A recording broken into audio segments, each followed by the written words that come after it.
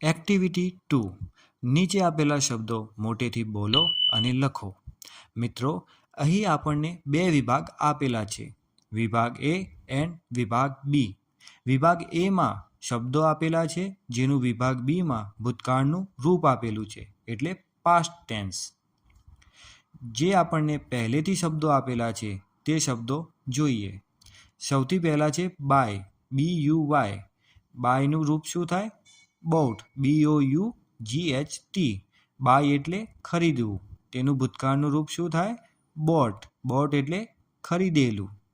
પછી છે catch, CATH. Catch એટલે પકડવું, તેનું ભૂતકાળનું રૂપ શું થાય? CAUGHT. કોટ, કેચ, કોટ. પછી છે ફ્લાય, FLY. ફ્લાય એટલે ઉડવું, તેનું ભૂતકાળનું રૂપ શું થાય? Flew, FLEW. એટલે ઉડી ગયેલું. પછી છે બ્લો, BLOW. તેનું ભૂતકાળનું રૂપ શું થાય? Blue, BLEW. બ્લો એટલે ફૂંકવું અને બ્લ્યુ એટલે ફૂંકાયેલું. પછી છે ડ્રો, DRAW. ડ્રો એટલે દોરવું, તેનું ભૂતકાળનું રૂપ શું થાય? DREW. ડ્રીવ, ડ્રીવ એટલે દોરાયેલું. પછી છે KNOW. નો, નો એટલે જાણવું, તેનું ભૂતકાળનું રૂપ શું થાય? KNEW. ન્યૂ, ન્યૂ એટલે જાણેલું. અહીં વિદ્યાર્થી મિત્રો ધ્યાન આપજો કે KNOWમાં કે સાયલેન્ટ વર્ડ છે, જેનું સ્પેલિંગ થાય છે KNOW પણ બોલાય છે નો. હવે નેક્સ્ટ છે સિંગ, SING. સિંગ એટલે ગાવું, તેનું ભૂતકાળનું રૂપ શું થાય? Sang, SANG. સેંગ એટલે ગવાયેલું. હવે સૌથી છેલ્લે છે રીડ, READ. રીડ એટલે વાંચવું, તેનું ભૂતકાળનું રૂપ શું થાય? સેમ એજ, READ. એટલે રીડ. રીડ લખાય રીડ, સેમ READ, પણ તેનો ભૂતકાળમાં તેને બોલાય રેડ. વિદ્યાર્થી મિત્રો, કેટલાક શબ્દો એવા હોય છે જેમનું ઇંગ્લિશ ગ્રામરમાં ભૂતકાળનું રૂપ એ જ શબ્દો થતા હોય છે. જે શબ્દો લખાતા સેમ જ હોય છે, તેમના સ્પેલિંગ સરખા જ હોય છે, પણ તેમનું ઉચ્ચારણ અલગ અલગ હોય છે. તો બાળકો, અહીં રેડ આપ્યું છે. રીડ એટલે READ, એટલે કે તેનું ભૂતકાળનું રૂપ શું થાય છે? રેડ, પણ તે લખાય છે કઈ રીતે? READ. સેમ જ લખાય છે પણ વંચાય છે અલગ અલગ, રીડ, રેડ. બીજા એવા ઘણા શબ્દો છે જેમનું ભૂતકાળનું રૂપ અલગ અલગ થાય છે પણ લખાય છે સેમ. બાળકો, હવે આગળ વધીએ. વિભાગ બીમાંથી યોગ્ય શબ્દ પસંદ કરી ખાલી જગ્યા પૂર્ણ કરો.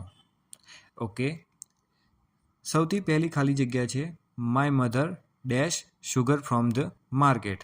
અહીં ખાલી જગ્યાને હું ડેશ બોલીશ. તો my mother dash sugar from the market. My mother એટલે મારી મમ્મી, શુગર એટલે કે ચીની અથવા તો ખાંડ, ફ્રોમ ધ માર્કેટ એટલે માર્કેટમાંથી. મારી મમ્મી માર્કેટમાંથી ચીની શું કર્યું છે? ખરીદી હશે. તો જવાબમાં શું આવે? Bought, BUGHT. બોટ એ બાયનું ભૂતકાળનું રૂપ છે. My mother bought sugar from the market. Okay, next. We dash kites last Uttarayan. Last Uttarayan એટલે ગયેલી ઉત્તરાયણ. કાઇટ્સ એટલે પતંગ. વી એટલે આપણે.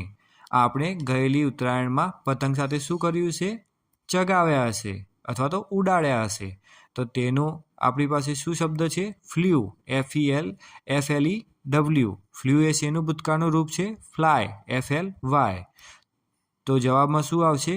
ફ્લ્યુ. વી ફ્લ્યુ કાઇટ્સ લાસ્ટ ઉત્તરાયણ. હવે third number. My younger brother dash a beautiful picture in the school competition. School competition એટલે સ્કૂલની પ્રતિયોગિતા. A beautiful picture એટલે એક સુંદર ચિત્ર.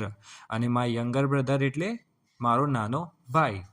મારા નાના ભાઈએ સ્કૂલની પ્રતિયોગિતામાં નાનું સરસ મજાનું ચિત્ર શું કર્યું છે? દોર્યું હશે. તો જવાબમાં શું આવશે? ડ્રીવ. હવે વાક્ય પૂર્ણ કરીએ. My younger brother ડ્રીવ a beautiful picture in the school competition.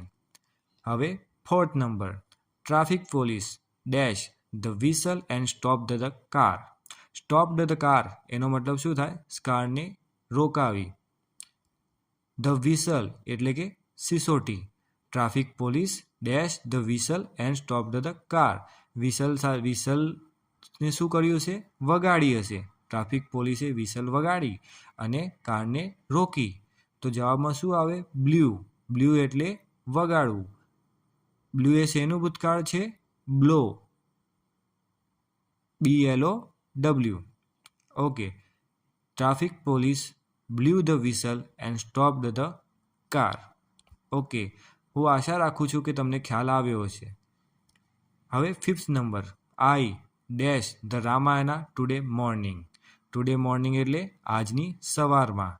The Ramayana પુસ્તક. આઈ એટલે હું. મેં સવારે રામાયણ પુસ્તકની શું કર્યું છે? વાંચ્યું હશે. તો જવાબમાં શું આવે? Read. Read READ.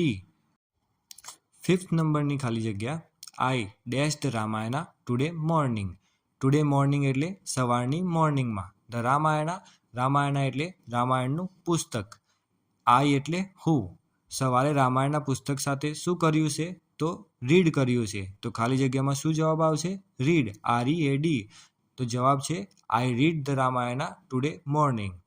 6th number, my grandfather dash 4 languages. 4 languages એટલે 4 ભાષાઓ. અને માય ગ્રાન્ડફાધર એટલે મારા દાદાજી. મારા દાદાજીને 4 ભાષાઓ શું થતું હશે? આવડતી હશે. આવડતી હોય એની અંગ્રેજીમાં શું થાય? ન્યૂ. KNEW. મારા દાદાજીને 4 ભાષાઓ આવડતી હતી. My grandfather knew 4 languages. Knew એ નોનું ભૂતકાળ છે. હવે next 7 number, Cheteshwar dash the ball and threw at the stumps. Cheteshwar છોકરાનું નામ છે. ધ બોલ એટલે કે દડો. And threw at the stumps એટલે કે સ્ટમ્પ તરફ ફેંકવું. તો અહીં ક્રિકેટ રમાય છે અને તેને દડો સ્ટમ્પ તરફ ફેંક્યો છે. Cheteshwar dash the ball and threw at the stumps. તો શું જવાબ આવશે? કોટ. ચેતેશ્વરે દડો પકડ્યો અને સ્ટમ્પ તરફ ફેંક્યો. તો જવાબ શું આવશે? Cheteshwar caught the ball and threw at the stumps.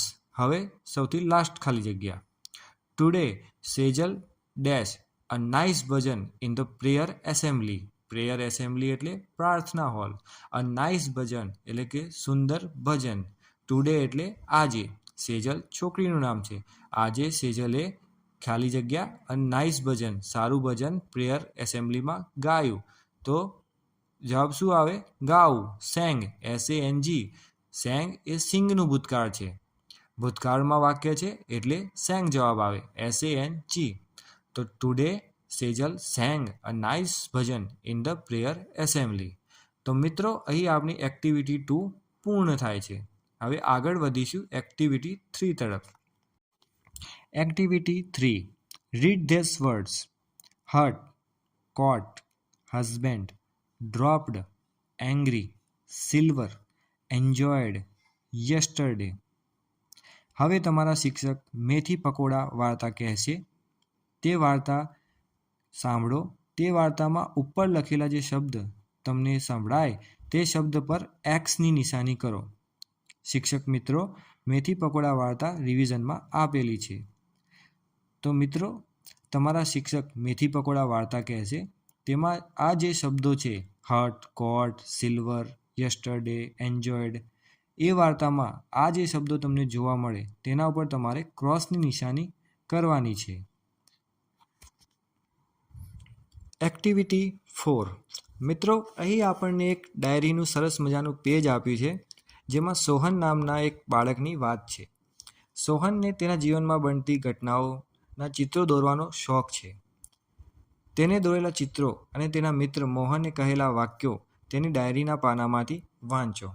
તો અહીં એક સરસ મજાનું પેજ આપણને આપેલું છે.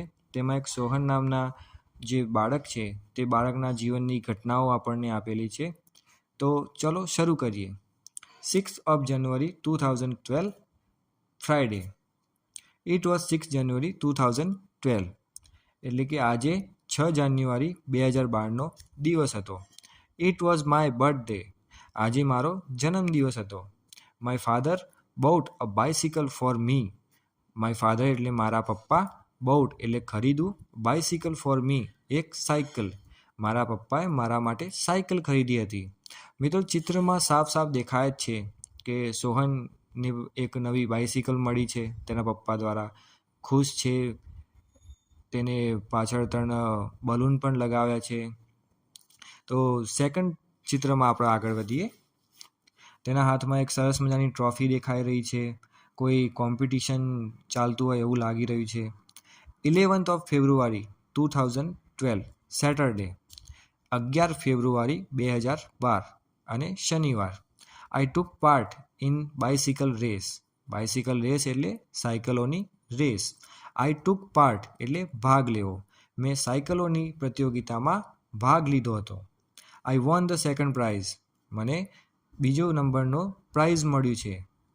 I also won this trophy. અને આ ટ્રોફી પણ મને મળી છે.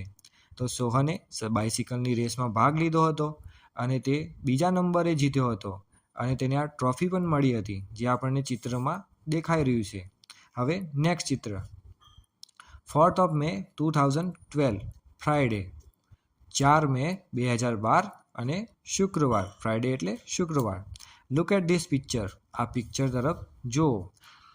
This is SSG hospital. આ એસએસજી હોસ્પિટલ છે. આ લાગી જ રહ્યું છે કોઈ હોસ્પિટલ જેવું, જેમાં સોહન છે, ડૉક્ટર છે. ડૉક્ટર તેના રિપોર્ટ્સ વાંચી રહ્યા છે. આઈ હેડ એન એક્સિડન્ટ. મારું એક્સિડન્ટ થયું હતું. I was in the hospital four 3 days. હું હોસ્પિટલમાં 3 દિવસ સુધી રહ્યો હતો. જે ચિત્રમાં આપણને સાફ સાફ દેખાઈ જ રહ્યું છે. તેના હાથ ઉપર પાટો છે, માથા ઉપર પાટો છે, નાની મોટી ઈજાઓ પણ આવી છે. તો અહીં આપણી એક્ટિવિટી 4 પૂર્ણ થાય છે.